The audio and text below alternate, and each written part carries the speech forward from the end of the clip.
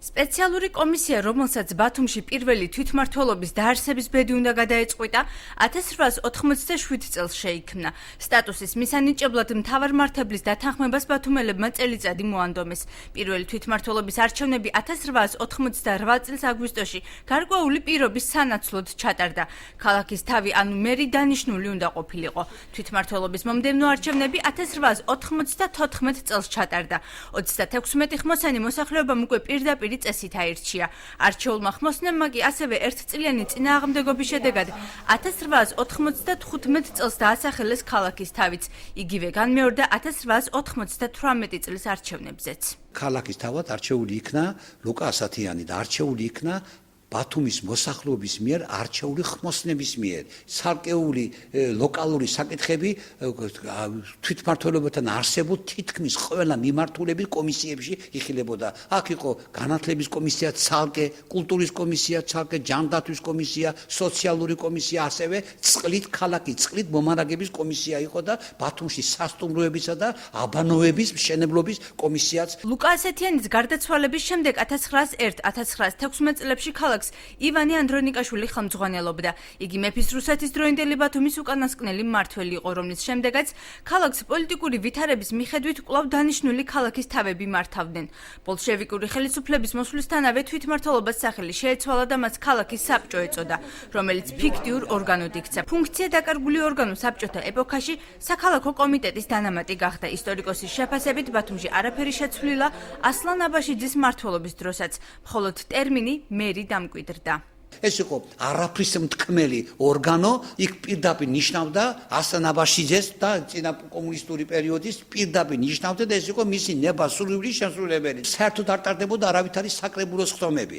არც საკრებულოს წევრები საერთოდ თუ არსებობდა ბათუმის მოსახლეობა არც კი იცოდა. ვარდების რევოლუციის შემდეგ არჩევნებმა კონკურსის სახე მიიღო და მასში მონაწილეობის მიღება ნებისმიერ მოქალაქეს შეეძლო. კანდიდატურებს სპეციალური კომისია განიხილავდა. მოგვიანებით თვითმმართველობა არჩევითი მერი კი დანიშნვითი გახდა.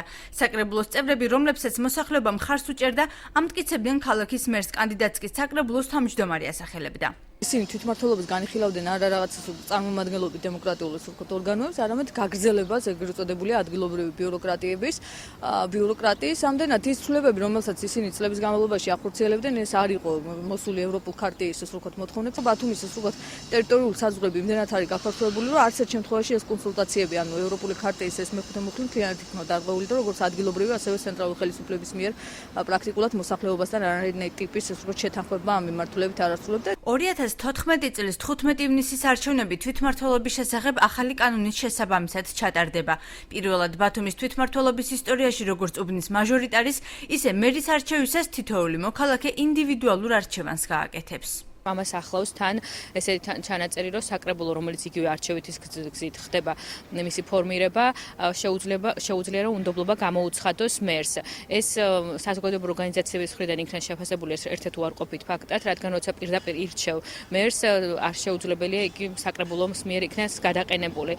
შესაბამისად, საზოგადოებრივი ორგანიზაციამ გაუწია რეკომენდაცია, რომ მომხდარიყო ამის ცვლილება, მაგრამ ამ ეტაპზე ჯერჯერობით ეს ცვლილება არ განხორციელებულა. ეს ბერკეტია იმ ადამიანებს, რომლებმაც ეს მანდატი მიიღეს მოქალაქეებისაგან. ამიტომ აქ არადემოკრატიული არაფერი არ არის. მესამე სექტორის მიერ დანახული საფრთხეების მიუხედავად პოლიტიკურ ნებელობას უსვამს ხაზს ადამიანი, რომელიც მომავალი მოწვევის საკრებულოს წევრობის კანდიდატია. არჩევნები რამდენად გამჭვირვალე და სამართლიანი იქნება, ეს დამოკიდებულია უკვე პოლიტიკურ ნებაზეც, ვინაიდან ხელისუფლებამ უნდა მიიღოს გადაწყვეტილება, რომ ოპოზიციურ ძალას მისცეს საარჩევნო კამპანიის თავისუფლად ჩატარება. საარჩევნო გარემო არ არის მხოლოდ არჩევნების დღეწინა საარჩევნო კამპანიაც, ეს არჩევნების შემადგენელი ნაწილია და ეს ყველაფერი საერთო ჯამში წარმოადგენს სამართლიან არჩევნებს. მმართველი გუნდის წევრი კი აცხადებს, რომ ქართულ ოცნებას გაყალბებები არ სჭირდება.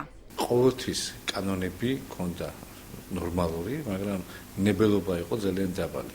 თავარია ნება იყოს სამოქალაქო, ნება იყოს ხელისუფლების, რომ ეს არჩევნები ჩაატაროს ნორმალურად. ქართულ ოცნებას არ სჭირდება გაყალბება. ეს ცალსახაა. თუ რაღაც მსგავსი შემთხვევები იქნება, მე ვფიქრობ, რომ კანონი არის უზენაესი. რამდენად დემოკრატიული იქნება პროცესი და გამართლდება თუ არა საზოგადოების მოლოდინი, ამას არჩევნებზე გავიგებთ, რომელიც არც ისე შორსაა, თუმცა ბათუმელები დარწმუნებულები არიან, რომ შედეგი სასურველი იქნება.